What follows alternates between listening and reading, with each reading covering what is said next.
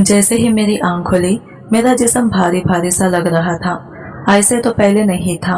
एकदम से मेरा सीना 46 इंच का हो गया था। मेरा जिस्म भरपूर जवानी में उतर गया था। हालांकि मैं तो बहुत खूबसूरत थी और इसी खूबसूरती की आज मेरी कीमत लगी थी। मैंने आंख खोलते ही अपने आसपास देखा तो सारे मर्द मुझे भूखी नजरों से देख रहे थे और इनकी आवाजें मेरे कानों में गूंज रही थी। ये लड़की सिर्फ मेरी है, सिर्फ और सिर्फ मेरी। फिर एक आदमी की आवाज आती कि मैं इसकी एक रात की कीमत 10 लाख दूंगा, बस मुझे इसके साथ एक रात गुजारने दो। इन सब बातों को सुनकर मेरे कानों के पर्दे फटने वाले हो गए थे। ये मेरी जिंदगी किस मोड़ पर आकर रुक गई थी। आगे से ये एक आदमी मेरे करीब आया और कहने लगा, जो कोई भी इसकी कीमत ज्यादा लगाएगा, ये खूबसूरत लड़की आज रात इसकी होगी। मर्दों में चूमुकियां हुई और एक आदमी आगे बढ़कर कहने लगा, आज की रात ये लड़की सिर्फ और सिर्फ मेरे साथ गुजारेगी। एक भारी रकम इस आदमी के हाथ में रखी और मुझे लेकर ये कमरे में चला गया और मुझे बेड पर बिठा दिया और इसके साथ 5 से 6 दफा। मेरा नाम वजीहा है। मैं बहुत ही खूबसूरत लड़की थी। मेरी उम्र 20 साल हो गई थी, लेकिन 20 साल होने के बावजूद में मेरे ब्रेस्ट काफी छोटे छोटे थे। जब मैं आईने में खड़कर देखती तो मुझे महसूस होता था कि आम लड़कियों की तरह मेरा जिस्म नहीं बढ़ रहा है। मैं कॉलेज जाया करती थी। मेरी सहेलियों को देखती तो मेरी सहेलियों की जिस्मानी खूबसूरती ज्यादा होती। आमतौर पर सभी लड़कियां खत काट की अच्छी थी, लेकिन शायद मुझ में ही ये कमी थी। जब ये बात मैंने अपनी सहेली से कही तो मेरी सहेली ने मुझसे कहा, ये तो बड़ा मामला है। 20 साल की उम्र में भी तुम्हारा सीना छोटा है। कल कल को तुम्हारी शादी कैसे होगी? अगर तुम्हारा सीना ऐसा ही रहा तो कोई भी लड़का तुमसे शादी के लिए राजी नहीं होगा।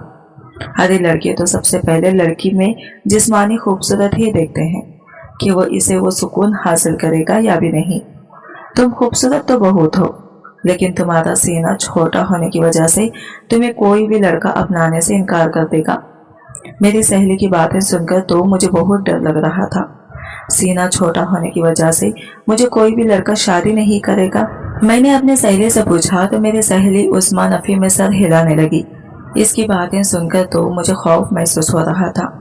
क्या मुझे कोई भी शादी नहीं करेगा? मुझे तो पहले से ही शादी की कितनी ख्वाहिश थी। मैंने तो अपनी शादी के लिए बहुत से अरमान सजाए थे। अस्मा की बातों को सुनकर मुझे बहुत डर लगने लगा था।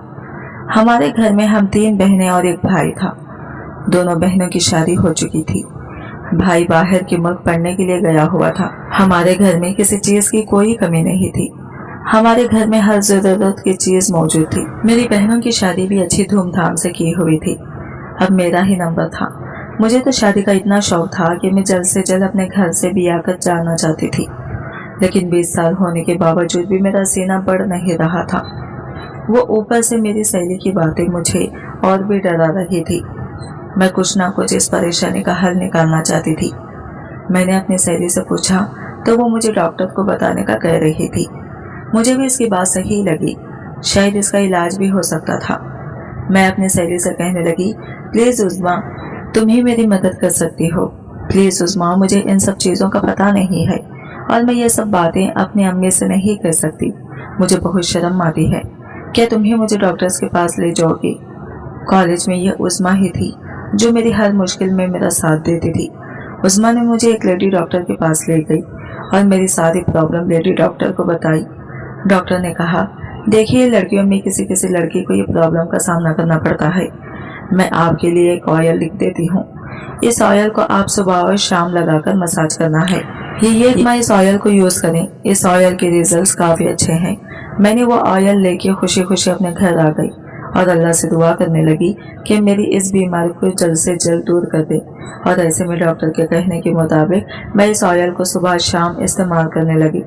इस ऑयल को इस्तेमाल करते हुए 15 दिन हो गए थे, लेकिन मुझे कुछ भी अपने सीने में फर्क महसूस नहीं दिखाई दे रहा था। अब ऐसे में मैं बहुत परेशान थी। मुझे कुछ भी समझ नहीं आ रहा था कि मैं क्या करूं। मुझे इस तरह से परेशान देखकर अम्मा पूछने लगी कि क्यों इतनी परेशान नजर आ रही हो, क्या बात है वजीहा? मैं अम्मा को सब कुछ बताना चाहती थी, लेकिन ये सब बातें करने में मुझे हिचकिचाहट महसूस हो रही थी।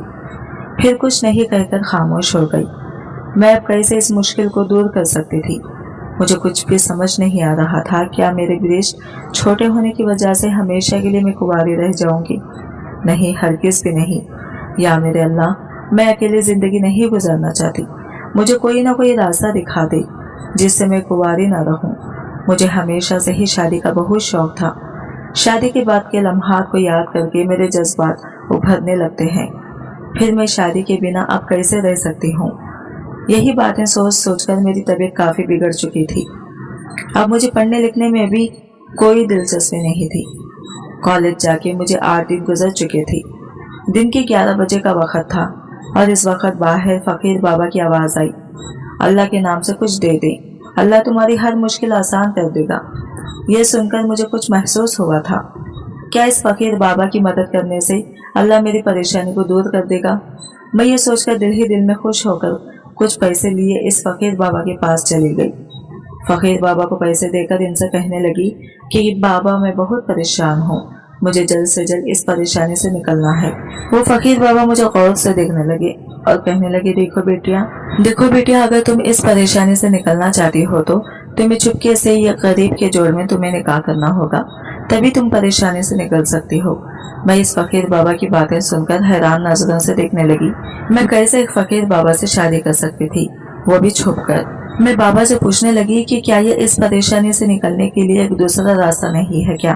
तो वो बाबा कहने लगे, नहीं, तुम्हें सिर्फ 3 माह ही इस गरीब से शादी करनी होगी, फिर 3 माह बाद इसे खुला ले सकती हो।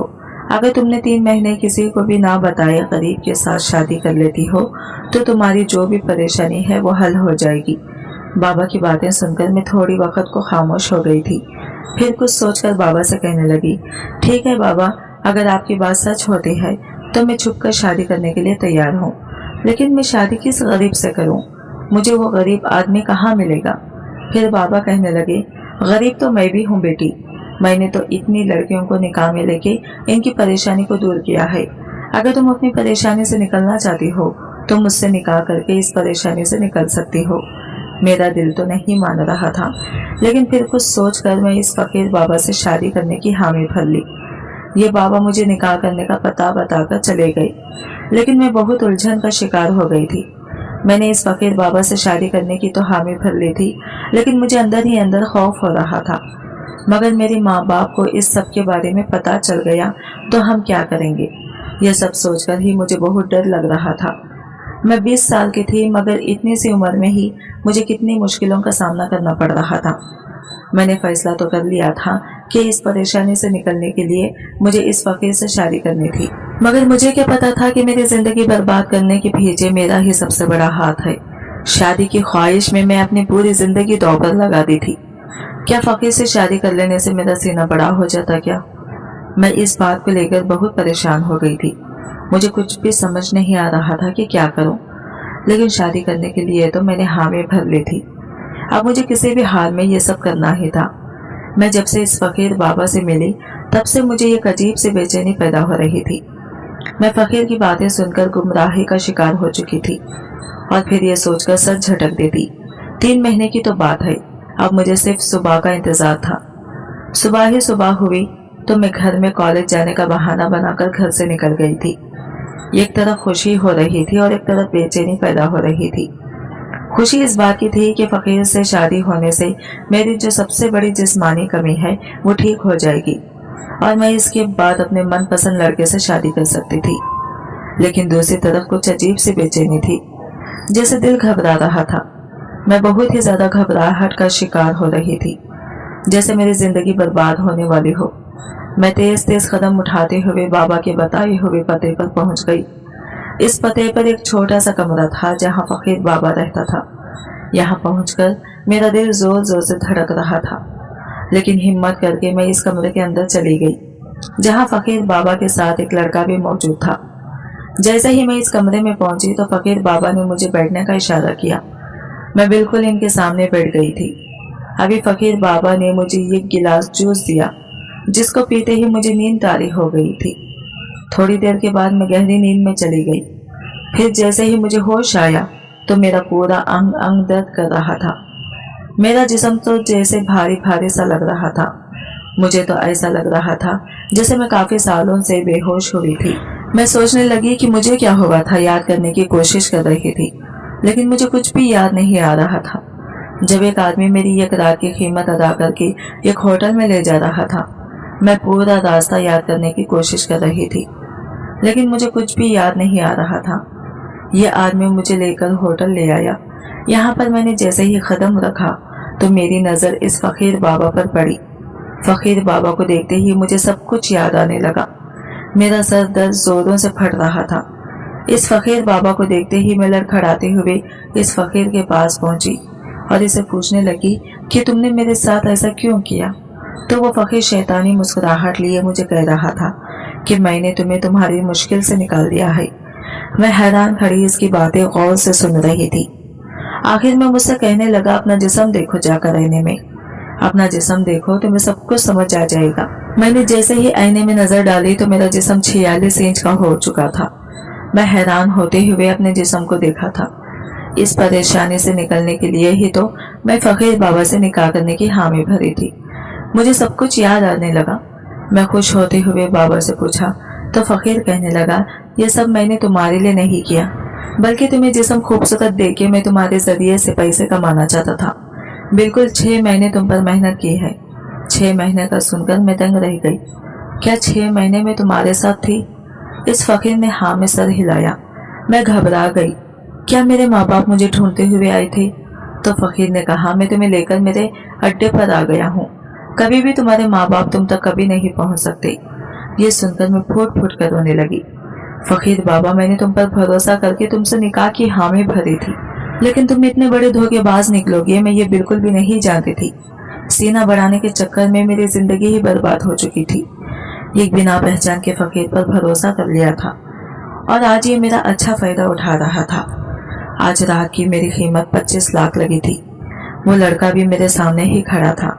ये मुझे लेके होटल के कमरे में ले गया। मैं अपना आप आज इसे सौंपने वाली थी। मेरी कीमत लगाई थी मेरे दिमाग से निकल चुका था। इसी चक्कर में मेरी जिंदगी बर्बाद हो चुकी थी।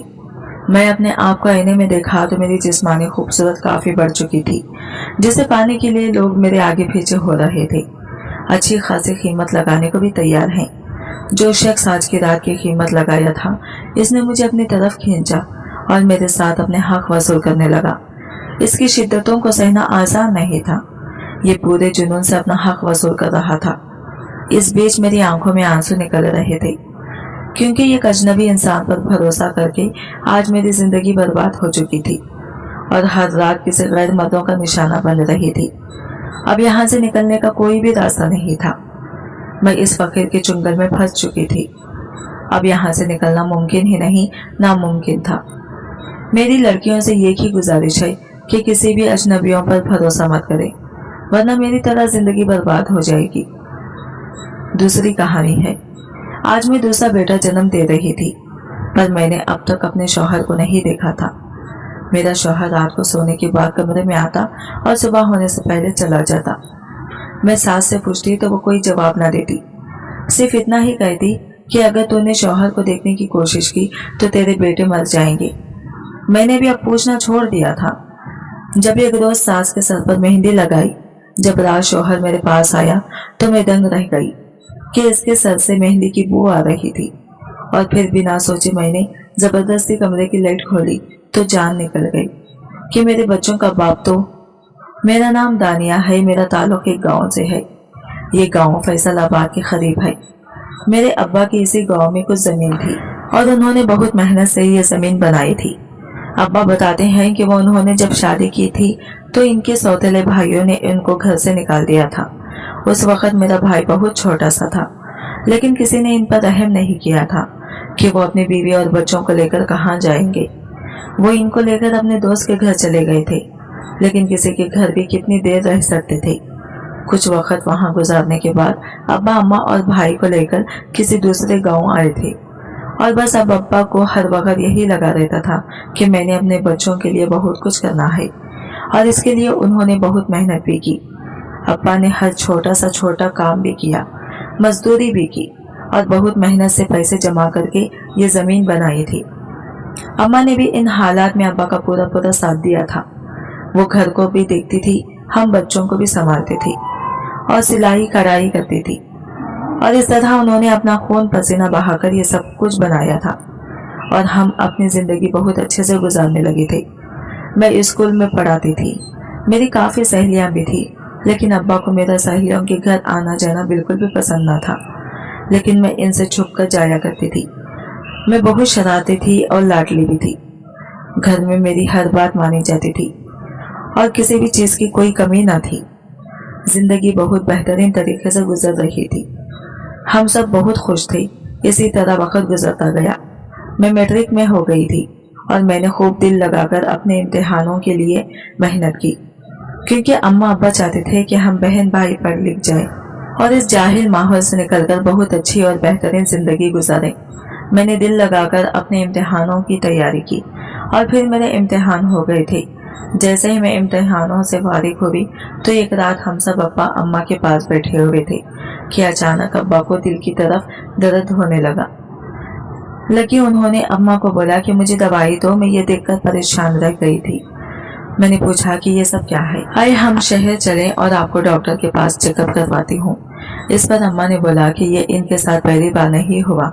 जब तुम्हारे इम्तिहान हो रहे थे तो इसी दौरान इसी तरह एक दिन ये अचानक हालत खराब हो गई थी। हम खुद बहुत परेशान हो गए थे और तुम्हारा भाई इनको जल्दी से हॉस्पिटल ले गया था। जब वहाँ जाकर इनका चेकअप हुआ और टेस्ट हुए तो मालूम हुआ कि इनको बहुत ज्यादा किसी चीज का स्ट्रेस है, जिसकी वजह से इनके दिल पर असर हो रहा है। डॉक्टर ने इनको दवाई दी और कहा कि आप ज्यादा परेशानी मत ले, वरना तबीयत मजीद बिगड़ सकती है। मैं यह सब सुनकर बहुत रोई और कहा कि मुझे किसी ने क्यों नहीं बताया। अगर अब्बा को कुछ हो जाता तो मैं क्या करती। मैं अपने अब्बा से बहुत मोहब्बत करती थी। अम्मा ने कहा कि तुम्हें इसलिए नहीं बताया कि तुम्हारे इम्तिहान है और तुम इनकी वजह से पहले ही बहुत ज्यादा परेशान थी।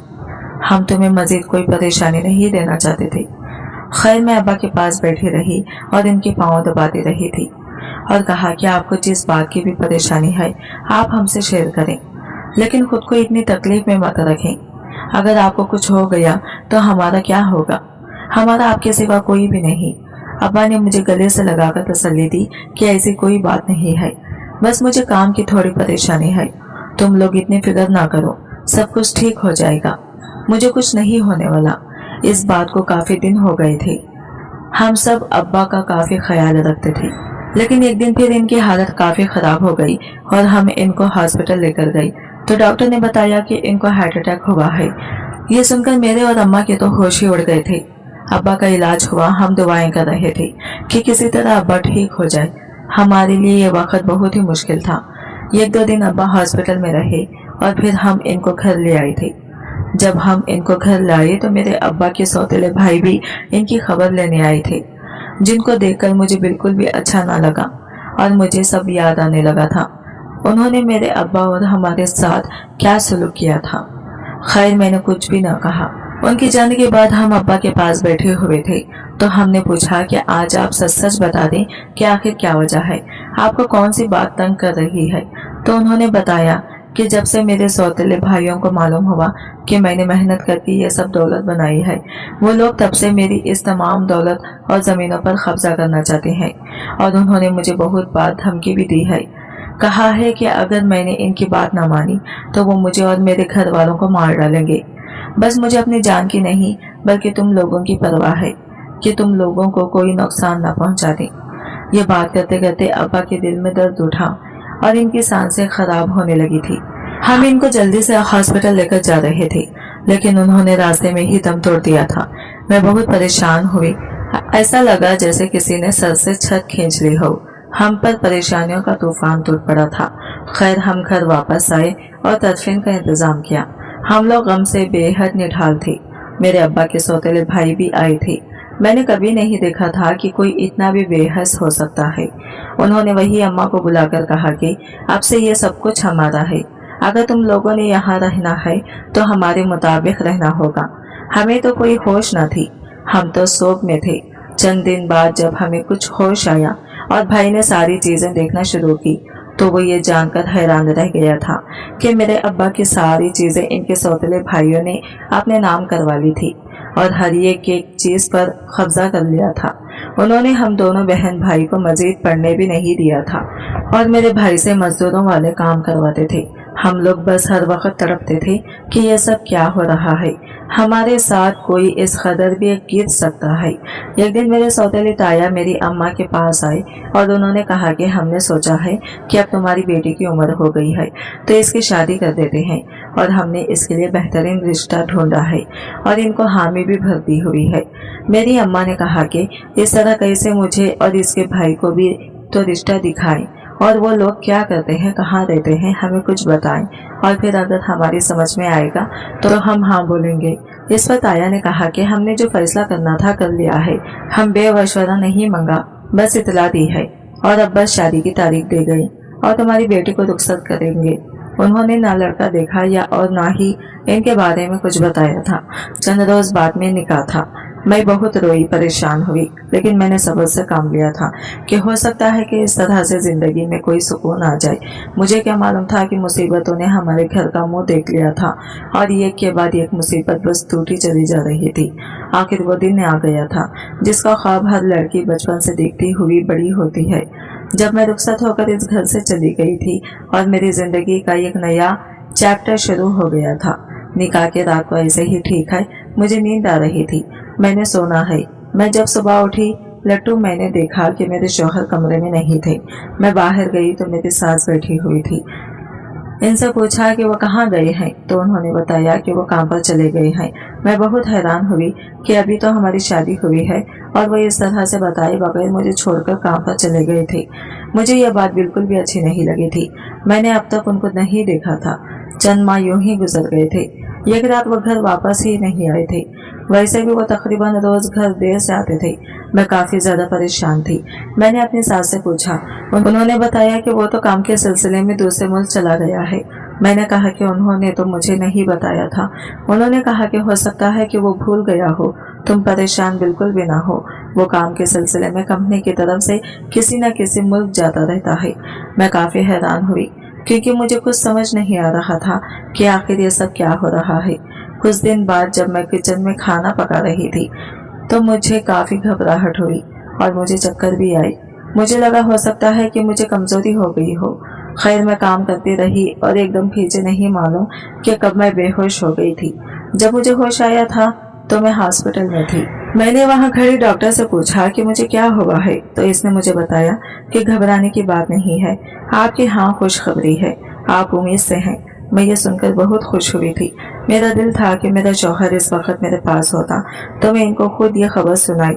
जब मैंने अपनी सास को बोला कि मेरी बात करवा दी उनसे तो कहने लगी कि मैंने फोन किया था और इसको खबर सुना दी थी। वो बहुत खुश हैं, लेकिन वो कह रहा था कि काम में बहुत मसरूफ है, खुद जब फारिग हो जाएगा तो कॉल करेगा। मैंने कहा ठीक है। इस तरह कितने दिन गुजर गए थे और उनका कोई फोन ना आया था। मैं जब भी अपनी सास को फोन करने के लिए कहती थी तो वो टाल देती थी, ये कहकर के वो मसरूफ है, वो तुम्हें खुद कॉल करेगा। मुझे मेरे भाई और अम्मा से भी मिलने की इजाजत न थी और इसी तरह फिक्र और परेशानी और इंतजार में को 9 माह गुजर गई थी और अचानक एक रात को मुझे हॉस्पिटल लेकर जाना पड़ गया था और मेरे घर प्यारा सा बेटा हुआ था। मैं बहुत खुश थी। इस दिन मेरे शौहर ने मुझे कॉल की थी और मुझसे बात की थी। मुझे काफी अच्छा लगा था। मैंने उनको बताया कि अल्लाह ने हमें एक चांद सा बेटा दिया है और मैंने उनसे ये भी पूछा था कि उन्होंने वापस कब आना है। उन्होंने कहा कि वो जल्दी ही यहाँ से काम खत्म करके आ जाएंगे। मैं घर चली गई थी। मेरी सास मेरा और मेरे बेटे का काफी ख्याल रखती थी।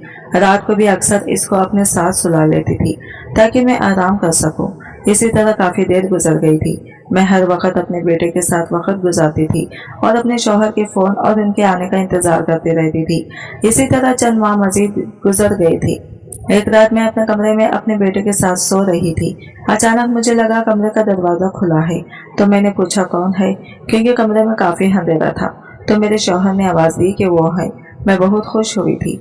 मैंने कमरे की लाइट ऑन करना चाही लेकिन उन्होंने नहीं करने दी। ये बात अब मुझे हजम नहीं हो रही थी कि आखिर ऐसी भी क्या बात है कि अभी तक मैंने अपने शौहर का मुंह नहीं देखा था और हर दफा वो मुझे मना कर देते थे। मैं जब सुबह उठी तो वो मेरे जागने से पहले जा चुके थे। मैं इस सब से काफी परेशान थी। मेरी सास ने भी मुझसे पूछा कि आज तुम बहुत परेशान हो, अब तो मेरा बेटा भी वापस आ गया है। میں نے ان کو بتایا کہ آج تک انہوں نے مجھے اپنا چہرہ نہیں دکھایا، آخر کیا وجہ ہے، مجھے بھی تو معلوم ہو۔ تو اس پر میری ساس نے کہا کہ ہم نے یہ سب پہلے ہی تمہارے تایا کو بتا دیا تھا، انہوں نے کہا تھا کہ کوئی مسئلہ نہیں، ہمیں لگا کہ شاید تمہیں معلوم ہوگا۔ میں نے کہا کہ نہیں، مجھے تو کچھ بھی معلوم نہیں ہے۔ انہوں نے کہا کہ اس کو جب یہ چھوٹا سا تھا تو ایک جگہ سے ہم لوگ جا رہے تھے، کافی اندھیرا تھا اور جنگل تھا، وہاں سے ایک عورت آئی اور اس نے مجھے بولا کہ جب تم اس کی شادی کرو گی تو اس کا چہرہ اس کی بیوی کو مت دیکھنے دینا، ورنہ اس کی موت ہو جائے گی، اس لیے وہ تمہیں اپنا چہرہ نہیں دیکھتا، اور اب تم بھی آئندہ احتیاط کرنا ورنہ اس کی جان کو خطرہ ہو جائے گا۔ میں ان کی بات حیرانی سے سن رہی تھی کہ ایسا بھی ہو سکتا ہے۔ میں نے ان کو تسلی تو دے دی تھی کہ میں اب ایسا کچھ نہیں کروں گی، لیکن مجھے اس بات پر یقین نہیں ہو رہا تھا اور مجھے لگا کہ ہونا ہو معاملہ کچھ اور ہی ہے۔ خیر ابھی کچھ دیر گزری تھی، میرا پہلا بیٹا سال ہو گیا تھا اور اب میں پھر سے امید سے تھی، لیکن میں ہر وقت پریشان رہتی تھی، جس کی وجہ سے ڈاکٹر نے مجھے آرام کرنے کے لیے بولا ہوا تھا۔ اسی طرح وقت گزر گیا اور میرے گھر دوسرا بیٹا ہوا تھا، پر میں اس طرح خوش نہ تھی جس طرح مجھے خوش ہونا چاہیے تھا، لیکن میں پھر سے سب کچھ بھول بھال کر اپنے بچوں میں لگ گئی تھی اور اس طرح کے ساتھ اپنا وقت گزارتی اور ان کی خوشی میں خوش ہو جاتی اور پورا دن ان کے ساتھ ہی گزارتی تھی۔ میں نے سوچ لیا تھا کہ میں اب اپنے شوہر سے کوئی سوال نہیں کروں گی اور نہ ہی ان سے کچھ پوچھوں گی اور بس اپنے بچوں کے ساتھ ہی اپنی زندگی گزاروں گی۔ ایک دن اسی طرح میں گھر کے کام کاج کر رہی تھی اور میں نے کھانا بنایا اور سوچا کہ اپنے سر میں تیل لگا لیتی ہوں۔ میں نے اپنے بالوں میں تیل لگایا تو میری ساس بھی وہاں آئی تھی اور مجھے کہنے لگی کہ اگر تم مصروف نہیں ہو تو میرے بالوں میں کیا تم مہندی لگا دو گی؟ میں نے کہا میں لگا دیتی ہوں۔ میں ان کے لیے مہندی بنا کر لائی اور ان کے بالوں میں مہندی لگانے لگی۔ میں نے کہا کہ آپ کے بال تو کافی عجیب سے ہو رہے ہیں، تو انہوں نے کہا ہاں اب میں ان کی زیادہ کیئر نہیں کرتی اس لیے ایسے ہو رہے ہیں۔ خیر میں نے ان کے بالوں میں مہندی لگا دی تھی۔ میں اپنے کاموں سے فارغ ہو کر کھانا پکا کر اپنے کمرے میں چلی جاتی تھی۔ میں اپنے شوہر کے لیے کھانا رکھ دینے بھی جب وہ آئے تھے اور برتن کی آواز سے مجھے معلوم ہو جاتا تھا کہ وہ کھانا کھا رہے ہیں۔ اس دن جب وہ کھانا کھا کر کمرے میں آئے اور جب وہ بستر پر میرے پاس آئے تو مجھے ان کے بالوں سے مہندی کی خوشبو آئی۔ میں تو حیران رہ گئی تھی، مجھے سمجھنا ہی آیا کہ آخر میں کیا کروں، تو میں نے فوراً سے کمرے کی لائٹ آن کی تھی۔ تو میں نے یہ دیکھ کر حیران رہ گئی تھی، میری تو جیسے جان نکل گئی ہو کہ وہ تو میرا شوہر نہیں میری ساس تھی۔ مجھے یقین نہیں آ رہا تھا کہ یہ کیا معاملہ ہے۔ میرے شوہر نے میری پریشانی دیکھ کر کہا کہ مجھے پتا ہے کہ تم بہت زیادہ حیران ہو، میں تمہیں آج سب کچھ سچ سچ بتا دیتا ہوں۔ تو بات کچھ یوں ہے، مجھے یقین ہے کہ تم میری بات کو سمجھو گی اور میری بات غور سے سنو اور اس کو سمجھنے کی کوشش بھی کرو گی۔ انہوں نے مجھے بتانا شروع کیا کہ میں ہی دن میں تمہاری ساس بن جاتا ہوں۔ میں ایک نفسیانی بیماری میں مبتلا ہوں جس کا علاج میں نے کبھی نہیں کروایا، کہ اگر لوگوں کو میری اس بیماری کے بارے میں کوئی خبر ہو گئی تو میں معاشرے میں کہیں منہ دکھانے کے لائق نہیں رہوں گا۔ میں بس حیرانی سے ان کی باتیں سن رہی تھی۔ انہوں نے کہا کہ اس کی وجہ میرا بچپن ہے اور میں تب سے ایسا ہو گیا ہوں اور سب سے چھپا کر رکھا ہے یہ راز میں نے ہمیشہ۔ انہوں نے بتایا کہ جب میں چھوٹا تھا تو میں اپنے اماں ابا کا واحد اولاد تھا۔ میرے اماں ابا مجھ سے بہت محبت کرتے تھے، ہم ایک بہت خوبصورت زندگی گزار رہے تھے۔ میرے ابا ایک سرکاری ملازم تھے اور وہ کبھی رشوت نہیں لیتے تھے اور بے ایمانی نہیں کرتے تھے، بس ان کی اسی اچھائی نے ان کے ساتھ بہت برا کیا تھا۔ چند لوگ تھے، انہوں نے میرے ابا سے کوئی غلط کام کرنے کے لیے کہا اور بولا کہ وہ ان لوگوں کا وہ کام کروا دیں۔ وہ میرے ابا کو بہت پیسے بھی دے گئی، بس وہ ان کو اس غلط کام کی اجازت دے دیں اور سائن کر دیں، لیکن میرے ابا نے ان کو صاف انکار کر دیا تھا۔ وہ ابا کو دھمکانے تھے، ڈراتے تھے، مگر ابا نے صاف منع کر دیا تھا کہ وہ کچھ بھی نہیں کریں گے اور نہ ہی وہ ان کی کوئی ناجائز بات مانیں گے، لیکن انہوں نے ابا پر زور ڈالنا شروع کر دیا تھا۔ ابا نے ان کے خلاف انکوائری بلا لی تھی، جس کو بھی اس بات کا پتہ لگتا تو وہ ابا کو کہتے کہ آپ یہ سب نہ کریں، اتنی ایمانداری بھی اچھی نہیں ہوتی، آپ کو یہ لوگ نقصان پہنچائیں گے۔ لیکن ابا نے کہا میں کسی سے نہیں ڈرتا، جس نے جو کرنا ہے وہ کرے، لیکن میں کوئی غلط کام نہیں کروں گا۔ دراصل وہ لوگ بہت پہنچ والے تھے اور یہ ایک بہت بڑا مافیا تھا جو اس طرح کے 2 نمبر کام کرواتے تھے۔ میرے ابا نے ان کی بات ماننے سے صاف انکار کر دیا تھا۔ ایک رات ہم اپنے گھر میں تھے اور کھانا کھا کر اپنے اپنے کمروں میں سونے کے لیے چلے گئے تھے کہ اچانک سے کھڑکی ٹوٹنے کی آواز آئی۔ میں نے باہر نکل کر دیکھا، مجھے کوئی نظر نہ آیا، फिर अचानक बहुत से लोग घर में दाखिल हो गए थे और उन्होंने घर के दरवाजे और खिड़कियां तोड़ दी थी। अम्मा अब्बा भी वहां थे। उन्होंने अब्बा को धमकाया कि वो इनका साथ दे, लेकिन अब्बा ने मना कर दिया। उस पर उन्होंने कहा कि अब वो तुम्हें और तुम्हारे घर वालों को नहीं छोड़ेंगे। उन्होंने बेदर्दी के साथ मेरे अब्बा को मारना पीटना शुरू किया। मैंने इनको बचाना चाहा तो उन्होंने मुझे भी पकड़ लिया और मारना शुरू कर दिया था। उन्होंने अम्मा को पकड़ लिया और मेरे सामने मेरी माँ के साथ ज्यादती की और मैं चीखता चिल्लाता रह गया था। मैं होश में नहीं था। उन्होंने मेरे दिमाग पर वार किए थे। उन्होंने मेरे सामने मेरे अम्मा अब्बा को मार डाला था और मैं कुछ भी ना कर सका था। मैं अपने अब्बा से मोहब्बत करता था, लेकिन मेरी जान शुरू से मेरी माँ में थी। उनके साथ जो कुछ मेरी आंखों के सामने हुआ था मैं वो बर्दाश्त ना कर सका था। मेरे अम्मा अब्बा की जान चली गई थी और मैं बच गया था। मुझे आसपास के लोग हॉस्पिटल लेकर गए थे। मेरा काफी इलाज हुआ। मैं काफी देर तक वहां रहा। मेरे ज़हन पर असर हो गया था और तब से अब तक मैं अपनी अम्मा को बहुत याद करता हूँ। इसलिए मैं दिन होते ही औरत बन जाता हूँ। मैंने तुम्हें यह सब इसलिए नहीं बताया था कि मुझे तुम्हारे साथ अच्छा लगता था और मुझे डर था कि ये सब जानकर कहीं तुम मुझे छोड़कर ना चली जाओ। लेकिन अब मैं समझ गया हूँ कि मैं अपने साथ तुम्हें क्यों इतनी अजियत दूँ। अगर तुमने जाना है तो तुम मुझे छोड़कर जा सकती हो, मुझे कोई एतराज नहीं। हर किसी को अपनी जिंदगी जीने का हक होता है। मैं बस खामोशी से उनकी बातें सुनती रही। फिर मैंने कहा कि मैं कहीं नहीं जा रही हूँ और मैं खुश हूँ कि आज आपने मुझे सब कुछ बता दिया है। अगर आप मुझे ये सब पहले बता देते तो बहुत पहले ही हम दोनों इस चीज को हैंडल करके इसमें से निकलने के लिए कोई ना कोई रास्ता निकाल लेते। लेकिन कोई बात नहीं, आप बिल्कुल फिक्र ना करें। मैं अब भी आपके साथ हूँ और मैं आपका इलाज करवा कर रहूंगी और इसके लिए बेशक हमें कहीं भी जाना पड़े, कुछ भी करना पड़े, करके ही रहूंगी। मैंने रिसर्च शुरू कर दी थी कि दुनिया में इस बीमारी से कैसे डील किया जाता है और इनके साथ किस तरह से पेश आया जाता है। मैंने के साथ वैसे ही करना शुरू कर दिया था जिस तरह से उनको अच्छा लगता था और वो रिलैक्स फील करते थे। साथ साथ मैंने ढूंढा कि इसका सबसे बेहतरीन इलाज कहाँ होता है। मैं वहाँ अपने शौहर को लेकर गई और उनका इलाज शुरू हो गया था और अब वो वक्त के साथ साथ काफी बेहतर हो रहे थे। मैं बहुत खुश थी। कुछ माह बाद ही इनकी हालत में काफी बेहतरी आई थी। वो नॉर्मल रहने लग गए थे। मैंने अल्लाह का शुक्र अदा किया कि इसने इनको ठीक कर दिया है। एक दिन मेरे शौहर मेरे पास आए और मेरे हाथ थाम कर रोने लगे और कहने लगे, अगर तुम मेरा साथ ना देती तो ये सब मुमकिन नहीं था। मैं बहुत खुश नसीब हूँ कि मुझे तुम जैसी बीवी मिली। सही कहते हैं कि दुनिया में अच्छी बीवी किसी जन्नत से कम नहीं होती। हम दोनों ने एक साथ शुक्राने की नफिल अदा किए और साथ खुशी खुशी रहने लगे। और फिर मेरी जिंदगी में भी गम दुख की रात खत्म होने के बाद ये खुशी की सुबह आ ही गई थी। आज की वीडियो कहानी आपको कैसी लगी कमेंट करके जरूर बताएगा और वीडियो अच्छी लगी है तो लाइक शेयर जरूर कीजिएगा और हमारे चैनल को सब्सक्राइब करें फ्रेंड्स। मिलता है अगले वीडियो के साथ, तब तक के लिए बाय बाय, टेक केयर, अल्लाह हाफिज।